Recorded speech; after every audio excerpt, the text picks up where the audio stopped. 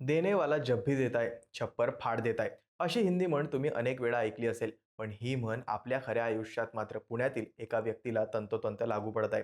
कारण स्वतः आमदार, मुलगा आणि सून नगरसेवक आणि आता दोन्ही मुली जिल्हा परिषद गटातून विजयी झाल्यात. विशेष म्हणजे या घरात 3 पक्ष एकत्र गुण्यागोविंदाने नांदतायत. आता तुम्हाला लक्षात आलंच असेल की आम्ही बोलत आहोत पुण्यातील शरद पवार गटाचे आमदार बापूसाहेब पठारे यांच्याबद्दल. कारण जाहीर झालेल्या जिल्हा परिषद निकालात पठारे यांच्या दोन्ही मुलींनी दणदणीत विजय मिळवत पठारे यांच्या घरात 1.5 वर्षाच्या फरकात तब्बल 5 पदे आली आहेत. एकीकडे घराणेशाहीला विरोध होत असतानाच वेगवेगळ्या पक्षातून उमेदवार उभे करत पठारे यांनी घराणेशाही देखील जोपासली आहे. पठारे यांच्या या विषयाची आणि करिश्म्याची चर्चा आपण आजच्या व्हिडिओमध्ये करणार आहोत. नमस्कार, मी बुद्धभूषण आणि तुम्ही बघताय कट्टोकट. राज्यातील 12 जिल्हा परिषद आणि 125 पंचायत समितीचे निकाल जाहीर झाले. अपेक्षेप्रमाणे भाजपा सर्वात मोठा पक्ष ठरला, तर अजितदादांची राष्ट्रवादी दुसऱ्या क्रमांकावर राहिली, तर शिंदे गट तिसऱ्या क्रमांकावर राहिला. राज्यात महायुतीचा झेंडा कायम राहिला, तर महाविकास आघाडीचा 2024च्या विधानसभा निवडणुकीपासून सुरू झालेला संघर्ष अजूनही कायम आहे. पण अजितदादांच्या अपघाती निधनामुळे सगळ्यांचे लक्ष पुण्यातील निकालाकडे लागले होते. त्या पुण्यात अजितदादांच्या शिलेदारांनी पुण्याचा गड राखण्यात यश मिळवले. सहानुभूती आणि दादांचे आधीचे काम यामुळे पुण्यात राष्ट्रवादीचा झेंडा एक हाती बहुमत मिळवत कायम राहिलाय. पण या निवडणुकीत 2 उमेदवारांचे विजय जास्त चर्चेमध्ये आलेत. त्या आहेत रुपाली झेंडे आणि दीपाली गव्हाणे. आता तुम्ही म्हणाल, यात विशेष असं काय? तर विशेष हे आहे की या दोघी जणी आमदार बापूसाहेब पठारे यांच्या मुली आहेत. या दोन्ही मुली 2 वेगवेगळ्या पक्षाकडून विजयी झाल्यात. मागील 1.5 वर्षात पठारे यांच्या घरातील हा 5वा विजय. ते कोणते आहेत ते पाहूयात. बापूसाहेब पठारे हे वडगाव शेरी या नवनिर्मित विधानसभा मतदारसंघाचे पहिले आमदार होते.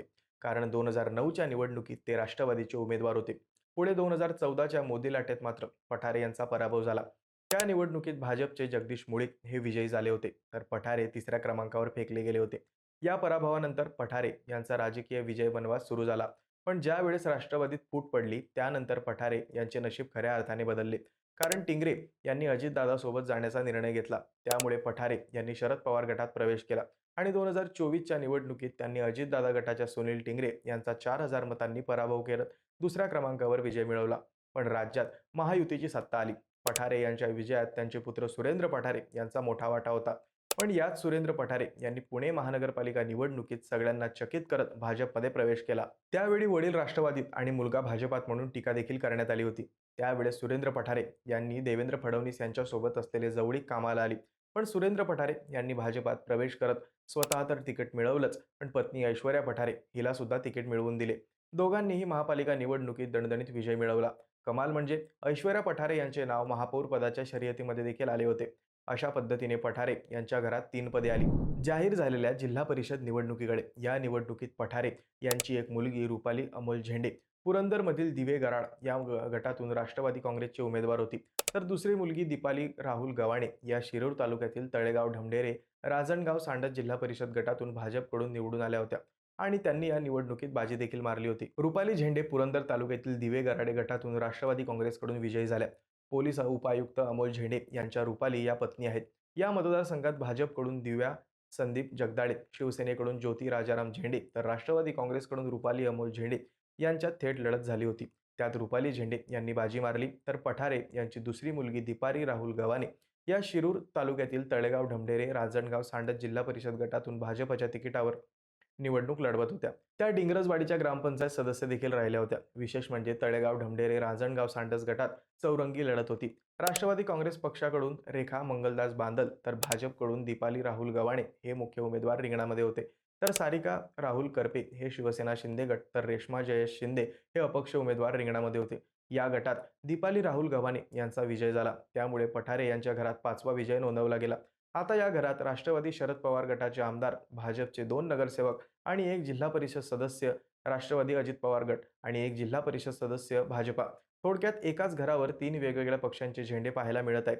या नवीन राजकीय पॅटर्नची चर्चा सध्या राजकीय वर्तुळामध्ये होत असताना दिसतंय. राज्यात महापालिका निवडणुकीत पुण्यामध्ये दोन्ही राष्ट्रवादीची युती होती. मात्र सून आणि मुलासाठी आपल्या पक्षासाठी पठारे एकदाही प्रचाराच्या मैदानामध्ये उतरले नव्हते. यावर संपूर्ण निवडणूक प्रचारामध्ये पठारे हे अजित पवारांच्या निशाण्यावर राहिले. यावर प्रश्न विचारता असता अजितदादा पवारांनी मिश्किल उत्तर देत पठारेंना टोला लगावला होता. मात्र जिल्हा परिषदेमध्ये त्यांनी पुन्हा एकदा पठारेंच्या मुलीला उमेदवारी देखील दिली होती. त्यामुळे या सोयीच्या राजकारणाची देखील चर्चा होत आहे. आता पुढील 3 वर्ष कोणत्याही निवडणुका नाहीत. त्यामुळे बापूसाहेब पठारे पुढील निवडणुकीत पठारे, तुमचा नेमका पक्ष कोणता? असे म्हणायची वेळ येऊ शकते. पण या निवडणुकीत काही राजकीय नेत्यांचे वारसदार विजयी देखील झालेत. रत्नागिरी जिल्ह्यातील गुहागर विधानसभा मतदारसंघातील अजगोली जिल्हा परिषद गटातून आमदार भास्कर जाधव यांचे पुत्र विक्रांत जाधव यांनी जिल्हा परिषद फेरीतून 571 मतांनी आघाडी घेऊन विजय मिळवला. रायगड जिल्हा परिषदेचे आमदार भरत गोगावले यांचे चिरंजीव विकास गोगावले यांनी प्रतिस्पर्ध्याला पराभूत करत आपले राजकीय अस्तित्व सिद्ध केलं. आमदार शेख नाईक यांच्या पत्नी देखील सावर्डे गटातून विजयी झाल्यात. आगामी विधानसभा आणि लोकसभा निवडणुकांसाठी या निकालांना महत्त्वाचे संकेत मानले जात आहे. राजकीय विश्लेषकांचा असा अंदाज आहे की स्थानिक स्वराज्य संस्थांवर राजकीय घराण्यांचा प्रभाव टिकून राहिल्याने पुढील काळात राजकीय समीकरणांवर याचा परिणाम होऊ शकतो. पण हे जरी खरे असले तरी मतदार घराणेशाहीबरोबर स्थानिक समीकरणे देखील लक्षात घेत असतात. कारण मतदारांनी कुठे घराणेशाहीला नकार दिलाय तर कुठे विजय केलाय. त्यामुळे मतदार हाच राजा आहे. तो मतदानातून एकदाच बोलतो पण आपल्या पद्धतीने व्यक्त होतो. हे दिसून आले आहे. पण या निवडणुकीत 5वा विजय मिळवत 5ही बोटे तुपात असणाऱ्या बापूसाहेब पठारे यांच्या अजब-गजब राजकारणाची आणि पॅटर्नची सध्या जोरदार चर्चा होत आहे. आता या दोनपैकी झेंडे एखादी समितीचे पद मिळवण्यात यशस्वी होऊ शकतात का? हे पाहणे महत्त्वाचे ठरणार आहे. याविषयी तुम्हाला काय वाटतं? कमेंटमध्ये सांगा. लाईक करा, शेअर करा आणि सबस्क्राईब करायला विसरू नका.